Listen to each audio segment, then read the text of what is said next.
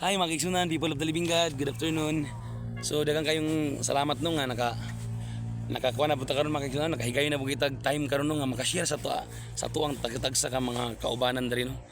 Labi na gyud sa to ang mga kauban sa trabaho, mga barkada, mga kaila, mga silingan, mga amigo sa gawas no, mga bag-o nga nang amigo. So unta mga kaigsunan makahatag kani dugang kaalam sa inyong tagatag sa kinabuhi no, ug mag-push kani kanato para sa bubuhat og kaayo. So makigsunan atong basahon mga kaigsunan ang gibutang diya sa Luke 6:37, chapter 6 verse 37. So mga kaigsunan nakabutan niya mga kaigsunan no nga ang gisulat niya mga kaigsunan is don't judge and you will not be judged.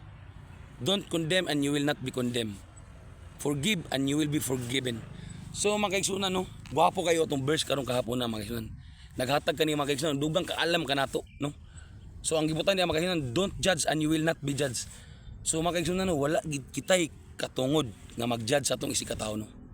Bisan pag nakita nato na mga kaigsunan nga gibuhat na niya nga butang mga nangawat ang usa ka tawo mga kaigsunan no. Nakita na gid nato mga kaigsunan no.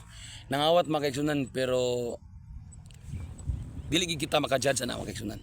Kay dapat mga kaigsunan magpabilin ra gyapon ta nga tunga-tunga lang gyapon mga kaigsunan no, kay even ang God mga kaigsunan dili siya mo judge sa ato no, dili siya mo judge sa ato ang personalidad mga kaigsunan, gatan-aw niya ang ato ang kasing-kasing mga kaigsunan. Ang sulod sa ato mga kasing-kasing mga kaigsunan, bisan pag moingon ta mga kaigsunan nga unsa na siya ka bugoy nga tao, unsa na siya ka labad nga tao, unsa na siya ka kriminal nga tao mga kaigsunan, pero sa mata sa tao mga kaigsunan we are all guilty na no, we are always guilty na no. Ang tao makaigsunan kung mo judge sa toa, automatic insigida. Diretso na kani kawatan ni siya. Kini siya buboy ni nga tao ni. Kini nga tao way batasan ni. Pero always remember makaigsunan nga dili inana ang Ginoo makaigsunan. Ang Ginoo makaigsunan gatan-aw sa toang kasing-kasing makaigsunan no. Gatan-aw niya kung unsa ka gwapo ang atong kasing-kasing makaigsunan. So always remember that makaigsunan.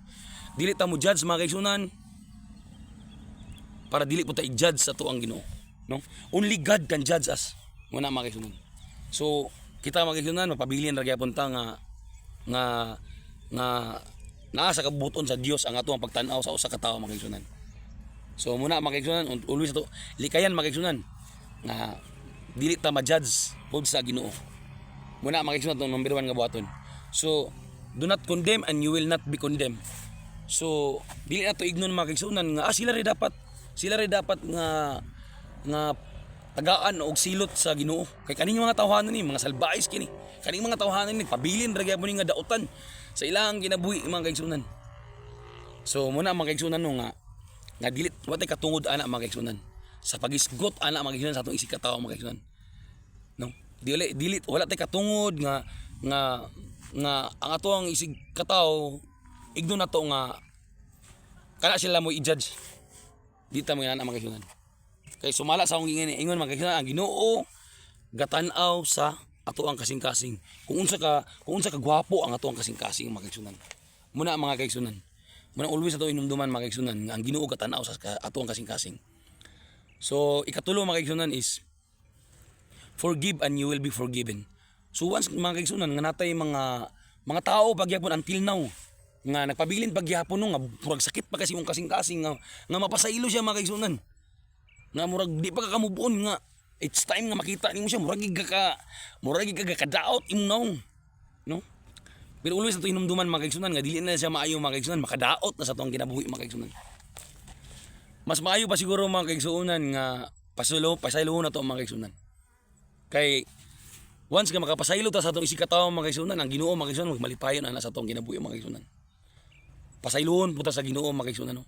Kung giunsa na to pagpasaylo ang ato ang isig ka tawo, so inaana pud ta pagpasaylo sa Ginoo mga kaigsunan. Munang higugmaa ang imong isig ka tawo sama sa paghigugma sa imong kaugalingon. So muna siya mga kaigsunan, always remember that. So mga kaigsunan, unta mga kaigsunan no kani nga makahatag gamay dugang kaalam sa tagatagsa nato ka kinabuhi no. Nga in the eyes of God mga kaigsunan, wala kitay dapat ikapasigarbo mga kaigsunan. Tawag kita mga kaigsunan. God created us So muna ang makaigsunan nga dapat kita makapasaylo ta, dili ta kabalo mo judge sa atong isig ka tawo, og dili ta kabalo mo ingon nga kanara sila. Muna sila dapat nga i-punish, no? Di ta buwat tay katungod ana makaigsunan. Only God ang makabuhat ana makaigsunan.